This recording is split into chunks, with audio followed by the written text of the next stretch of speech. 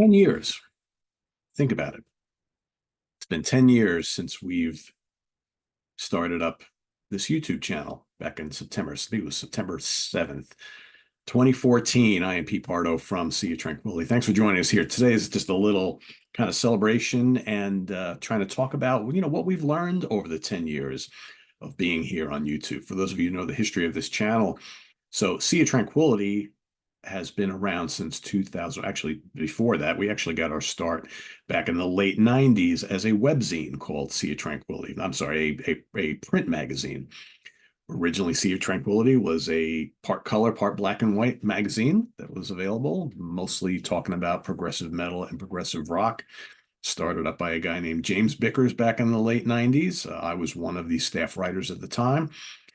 When we found out that putting together a quarterly magazine publication was a little bit too much work, we decided to take it to the web in 2000. And in 2001, James came to me and said, "Hey, you know what? I've got a new job. I've got a new baby on the way." And James, may he rest in peace, basically came to me and said, "You seem like the guy out of all the people who contributes that maybe could just run this thing." He goes, "Do you want to just take the website over and just run with it, and I'll let you have it?" And that was in 2001. So that was 23 years ago. So, we did very well with that. Had a whole staff of writers. I had writers all throughout the world. And in like about 2013, right, early 2014, I started to see that like viewership, readership on the webzine starting to wane a little bit. People weren't as excited about going to read stuff, read reviews and interviews and things like that on a webzine format like that. And I started to see some channels popping up where people are actually reviewing and talking about music on YouTube. So I was like, well, I'm an old radio and TV broadcasting major in college, right? I did that a little bit, worked a little bit in the TV industry when I first started my work journey after I graduated college, but it's been a long time. I said, you know what? I can probably do this. I'll set up a YouTube channel and I'll basically go on and I'll just review the albums that we review on the webzine. I'll come on and I'll talk about them in person on the YouTube channel. So I would just come on and I would talk about brand new releases, blah blah blah. And I thought it would be kind of a nice side little kind of addition to what we do on the webzine, right? But I hadn't been in front of a camera in a long time, long, long time, like 30 years. And it was kind of, or maybe not quite 30 years, but what I'm saying. But it was a long time in 2014, probably not quite 30 years, but and I would just do them in the same office, right? I've been in the same office the whole time. I would go in the middle of the room and I would sit on a big chair with the camera in front of me and I would just kind of sit there and drone on and on and on about a handful of records each, or a handful of albums, CDs, whatever, each episode.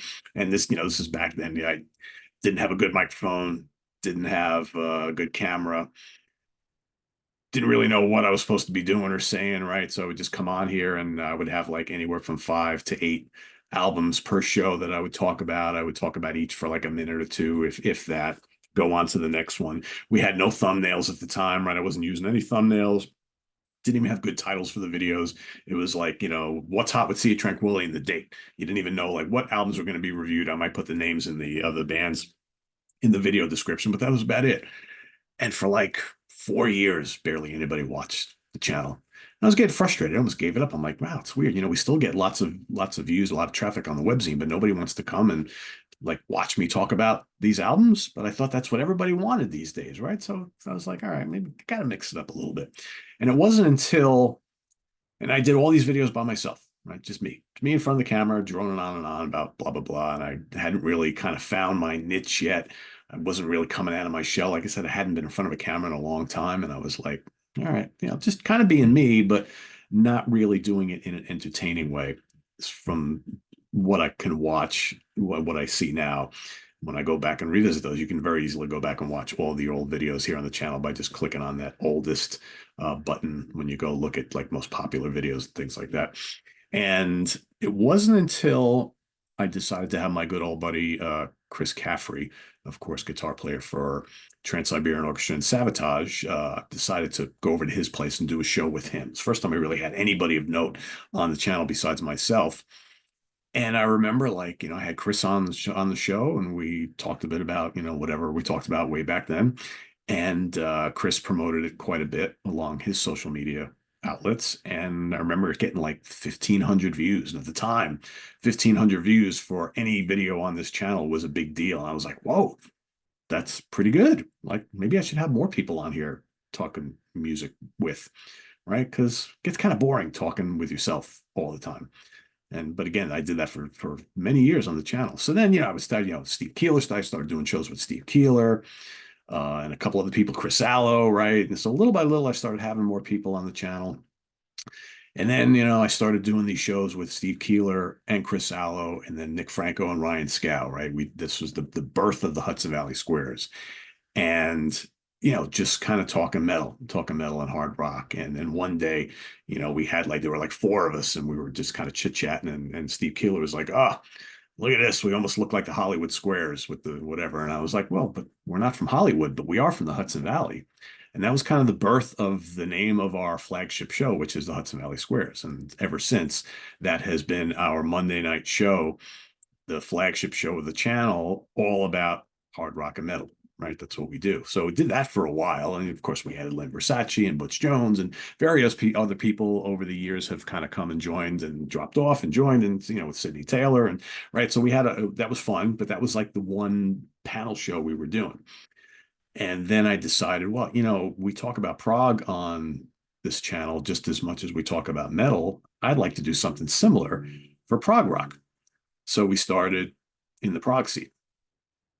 And again, in the prog scene in its beginnings, right, we weren't, we didn't have a fixed lineup yet. And I tried all these different configurations and teams and things to see what fits. Because one of the things that's really important to the success of any YouTube channel, especially if you're going to be bringing personalities on to join in occasionally or, part-time with some of the programming, is that as program director, you have to look very, very carefully at how people work together, how the personalities clash or mesh, right? And you look for that chemistry and synergy and camaraderie between the people who are working on the show and contributing to the show.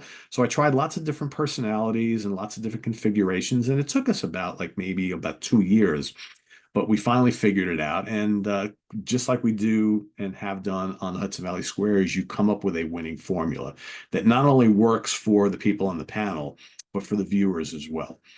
And it's just you look for the people who are able to have the conversations and that are very well balanced and knowledgeable and passionate about the music. And not everybody fits the panel shows, right? There's some folks who, you can kind of plug them in anywhere and they do a really fine job. Maybe they're not all about one style of music. They look like lots of things. Those people are great because then you can plug them in anywhere, right? And you could do lots of other things. So and then from there we UK Connection and For Fusion Friday and the Monsters Den. I remember the old days. I'm sure a lot of you do too. The early days of the Monsters Den was just me sitting on the floor with a candle, right, talking about doing like every show was like about one film, and I would just go through the whole plot summary and synopsis and factoids and things like that.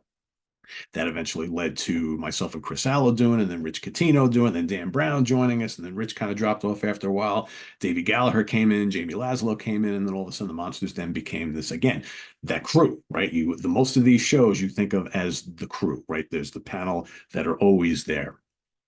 And that seems to work with viewers. But I do lots of solo stuff by myself, especially the morning show. The morning show has taken on a life of its own, right? I never ever anticipated that I would be doing a like 5 to 10 minute long morning show each and every day of the year, every single day, 365 days a year. That started about during the pandemic, where I just started doing these, like countdowns and lists and things like that. And then before you know it, I'm doing these every month. So so that's difficult. That's the difficult thing, coming up with fresh ideas all the time. So I do want to make a mention. So, Martin Popoff and I have been doing this Friday morning Funhouse now for about 4 years.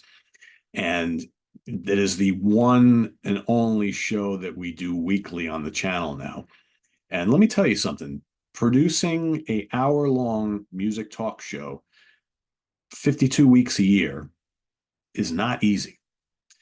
And I think in all the years that Martin and I've been doing the show, maybe you can count on one hand the weeks that we've actually missed because of like we're on vacation or something's going on that we can't actually do it and we don't have the time to record multiple episodes the week prior so we have continuity, right? So we've been really good at that.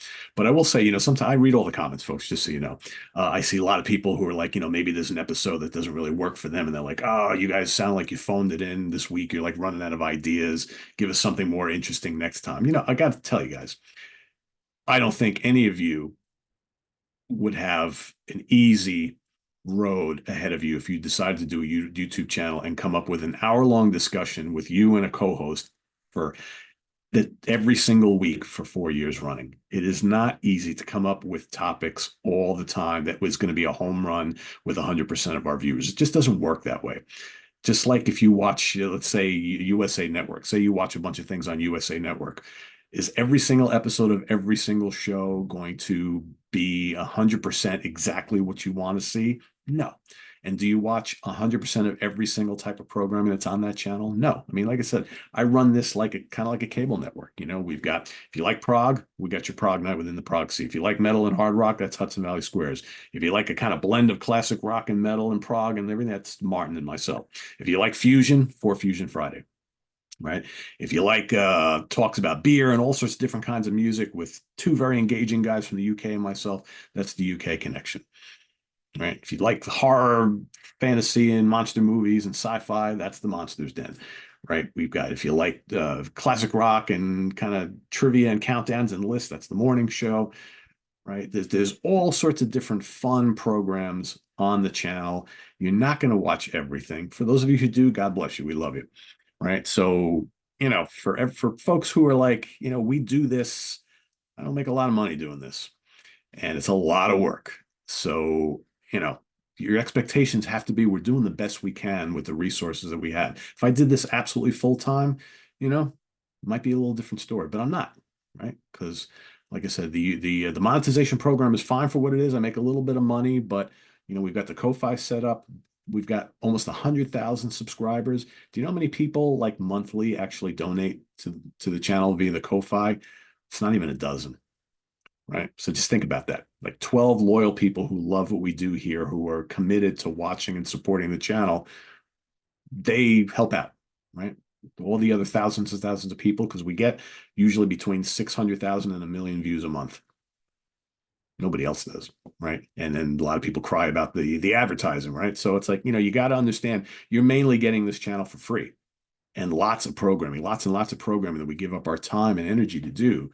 So, it's like I get you want to watch what you like, right? But you got to understand it's like we're providing this, A, because we love it. But, it's like we're doing the best we're doing the best we can to come up with engaging programming all the damn time, right? So there's going to be episodes of things that maybe it's not quite in your wheelhouse, and that's okay, right? But we're trying to please lots and lots of different people, and it's not easy because we all have other things that we're doing. Especially me, my guests, they come on, they have their one show every other week, or maybe they do a show or two a week or whatever it is. But I'm doing this every single day. And I'm also behind the scenes. I'm, coming up with the topics and getting the schedule together and reaching out to people who can do what, who can do this, plus all the listening and everything that goes through with it. And, even that, I think one of the biggest things you learn when doing something like this is that just when you think you know your audience, you realize that you don't know your audience. I mean, there are times where, we'll go through a stretch of a couple of months where, man, views are up, everything's clicking, you feel great about the programming and you're getting great feedback. The comments are good, the views are amazing.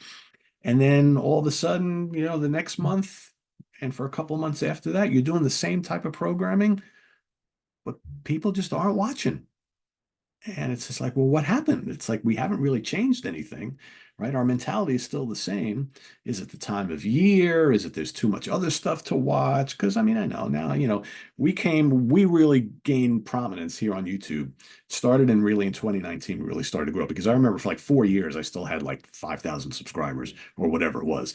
And it wasn't until like 2019 where it really started growing. And then through the pandemic, it really took off. And the last couple of years have been great, right? We're now at almost just about at 99,000 subscribers. So we should hit 100,000 over the next 2 or 3 months or so. But in our wake, now everybody started up a YouTube channel. Everybody's doing this sort of thing. And then, there's like this kind of weird little, like kind of family of channels that kind of all sprouted out of the people who worked on SOT or who were followers of SOT. We got in the great channels. You got, Grant's Rock Warehouse and the Contrarians. You got Andy Edwards. You got the Prog Corner. You got Phil Aston over at Now Spinning Magazine. And, all or not according to Jackman. You got all these channels, right? All these cool channels of people who have had something to do with SOT who just wanted to be able to do this on a regular basis on their own channels. And that's great. Right. I think it's really good. And a lot of, Lair the Alchemist, all these great channels that all talk about different type of things. And that's really cool. But, you got to wonder, like, how much time do viewers actually have to watch all of this stuff, right? So that's difficult. I know we have some very loyal viewers who are like, they'll watch a show on SOT, they'll go over to Grant's Rock Warehouse, they'll hop on over to Jack's, they'll go over to the Contrarians, and they try to watch as much as they can and support this community, because that's the great thing about it. It's like, I've also learned that even though sometimes you think you know the audience, you don't, but like there is a community of very, very dedicated people who participate in everything SOT related, and we love you. And it's just like, and they are just so loyal and they support everything we do. And I think they get this whole, like, well, maybe not everything appeals to me, but I just love Pete and his crew, and they become like, we'll all become friends type of thing, right? And I think that's really cool. And setting up that chat was the best thing I ever did, right? Especially on the daily shows. I mean, the people that come and they greet each other in the morning, they get to know each other, they share their love of music and what's going on in their lives, and listen to me talk about whatever it is I'm talking about, and they show up for the panel shows and everything. So it's pretty cool. So, but yeah, it's always a challenge because you just never know. Like I said, you can go through a 3 or 4 month stretch where views are just rocking it out of the park, and then you go through another 3 or 4 months where it's like, all right, what are we doing? Why is this not working? And it's weird because you get mixed messages sometimes from people. It's like, like sometimes you see people say, well, the episodes are too long, and I like the shorter stuff. But then you get that same amount of people who complain when we do shorter stuff. They like the longer episodes. And if you go back to like again during the pandemic, when I first started this channel, we weren't doing anything. It was mostly me, right? We weren't doing anything that was over like 20, 30 minutes. That was it. And I remember, I think the first really long video I did on this channel was Stephen Reed and I think we ranked the albums of Magnum. Is it Magnum or was it IQ? I don't remember. One of those bands. And it was early in Stephen. I think it might have even been the first episode Stephen Reed ever did with us. And it was like an hour and 5 minutes long, and it was an album ranking. And I remember we were both worried that it was too long and nobody was going to watch it. And I remember people were like, "Oh, you can't do an hour-long video. That's like a no-no on YouTube. Everything's got to be short, short, short. People don't have the attention span."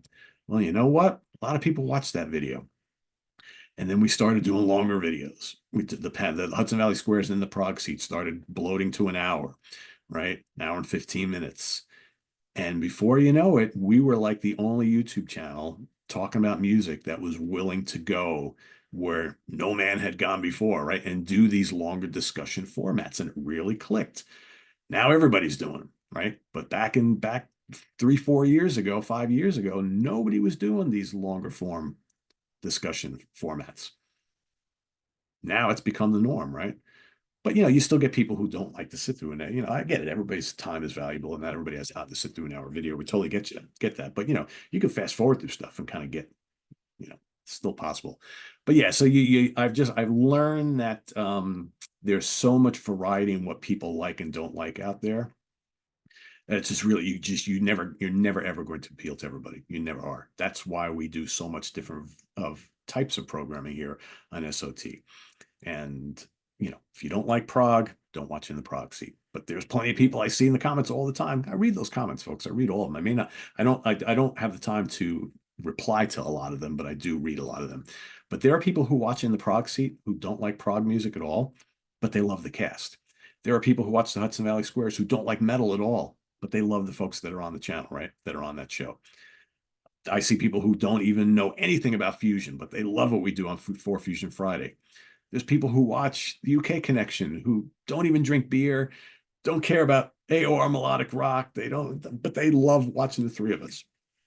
So that's the whole thing. It's like it becomes just as much about the programming as getting the right fit of people who can present the material, right? I think that's really, really, really important. So that's why, sometimes people don't work out on certain shows don't really work out. And, contrary to opinion, like I said, all of us folks who are YouTube creators, we have to look at the numbers, we have to look at the data. And, having 12 to 15 different types of programs on here is great for the viewers. But as me, the content creator who appears on, 95% of everything that's on this channel, and a little bit more than that, my time is somewhat limited and I just can't just do every single show that everybody wants to see or everybody wants to do.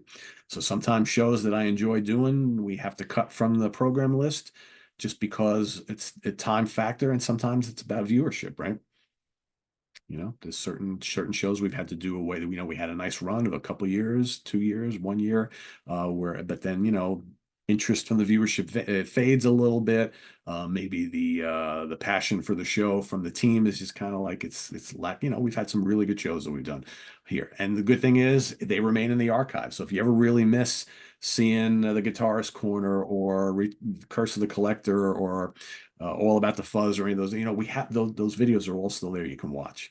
But we try to incorporate, even if a show kind of goes off the air and we stop doing it, we always try to incorporate some of the meaning and the love for what we were talking about in that particular show. We try to bleed it into another show, right? So you notice, like for All About the Fuzz, right?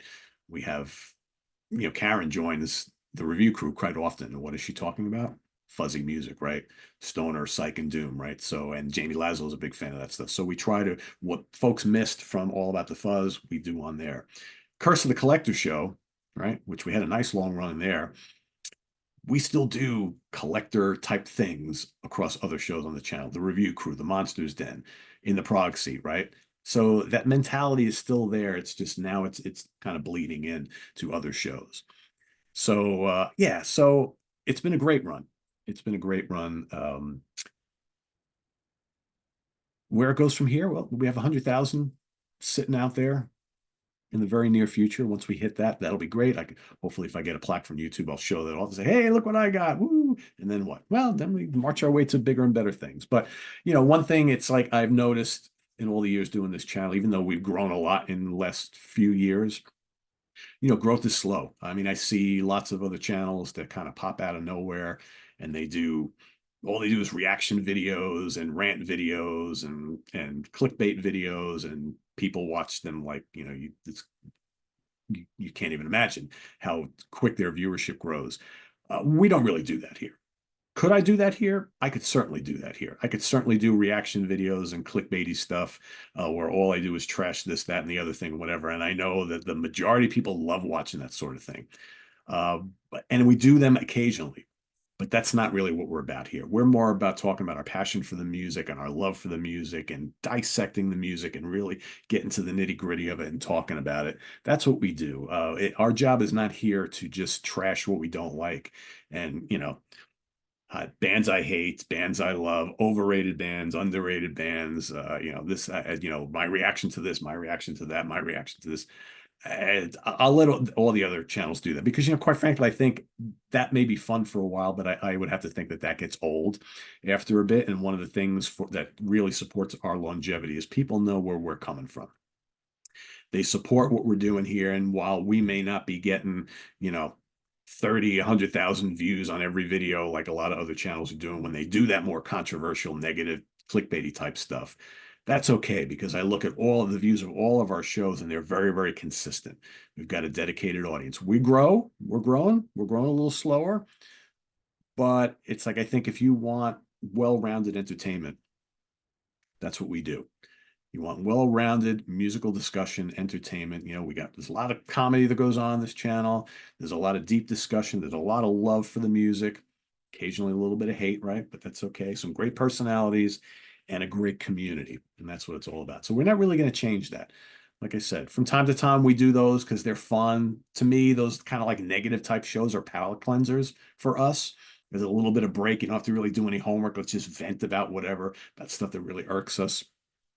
But on the same token, even though those episodes do great from a ratings and views standpoint, because it just seems to be that the general public loves negativity, there's a lot of people that don't like that sort of thing. And there's a lot of people that get like offended and they take it personally if we talk about a band, artist, or album that they really love that we don't.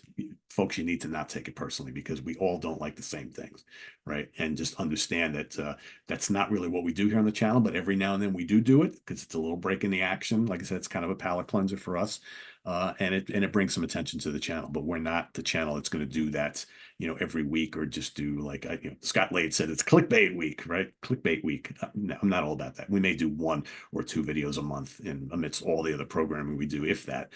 But that's the reason why we do it. It's just a little break in the action because, quite frankly, studying hard to get ready for album rankings every single week and digesting brand new albums to review for you every single week and going back and ranking stuff and putting together favorite song, this, that, and it's a lot of work.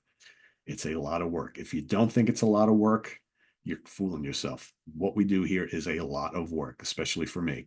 Like I said, who participates in pretty much every show that's on the channel. And so between all the albums I have to listen to and revisit and rank and put lists together and all that kind of stuff, it's mind-boggling. I sometimes wonder how I do it. So, but it's fun because music is my life and it's my passion. But it's really hard squeezing it all in amidst full-time job and family life and everything else going on, right? So I just want to make sure everybody who watches can appreciate just how much love and passion we put into this channel because it's a lot.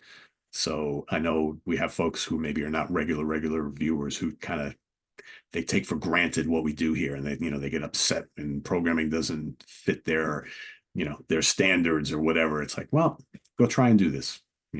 It's not easy. This is not easy. This is like running a TV network here, and I think we do a damn good job for what we do. And maybe someday we can do this. I can do this full time. We'll see. But folks want that to happen. Well, we have the code. We've got two. This channel doesn't make a lot of money. Little money we make goes into buying stuff and when just kind of supporting the whole thing. But there's ads for a reason. The ads is what makes the bulk of the money for this channel. Don't be afraid to let a 30-second ad run. And for those who complain about the ads, well, that's how we survive here. It's a fact. It's needed. And we do have that Ko-Fi button, right? So we've got, almost 100,000 subscribers. We get 600,000 to 1 million people who come here to watch programming each and every month. And we have maybe a dozen or less people, usually less, who contribute a couple bucks a month on the Ko-Fi. So, if we had more people who are willing to, $3, $5, $10 a month is not a lot when you think about it, especially for folks who watch 30 plus hours of programming on here or more each and every month, to help us out because I would love if I could spend more time devoted to creating programs and doing programs, but I just can't with a full-time job. So, we do as much as we can. So for those of you who do help out, thank you so much. It's appreciated. And for those who watch a ton and never have, you might want to consider it at some point, just because so we can get to that point where I can give you even more of my time. But right now, what I got is what I got. So, and I think I'm doing a pretty good job, all things considered. So yeah, but it's been fun, and it will continue to be fun. 100,000 is right around the corner. So 10 years, our anniversary right now. And I'm hoping in just real soon, I can make a little announcement about something that's going to be happening later in the year that maybe some of you can kind of come and share with us on. So stay tuned for that. And this is on the web at www.seatranquility.org. We're on Facebook. We're on YouTube all together all the damn time. Please subscribe if you haven't already and click on that notification bell so you get alert of all of our content as it posts. And please do hit the like button before you leave. Also, down below, we got the links to our Ko-Fi page for channel donations, our merch page, and our Cameo page. Thank you in advance for all your support there. And we'll see you soon here with more stuff. I am Pete Pardo. Happy 10th anniversary to everyone here at SOT. Yay me. And we'll see you soon here with more stuff. I am Pete Pardo. Thanks for watching. Bye-bye.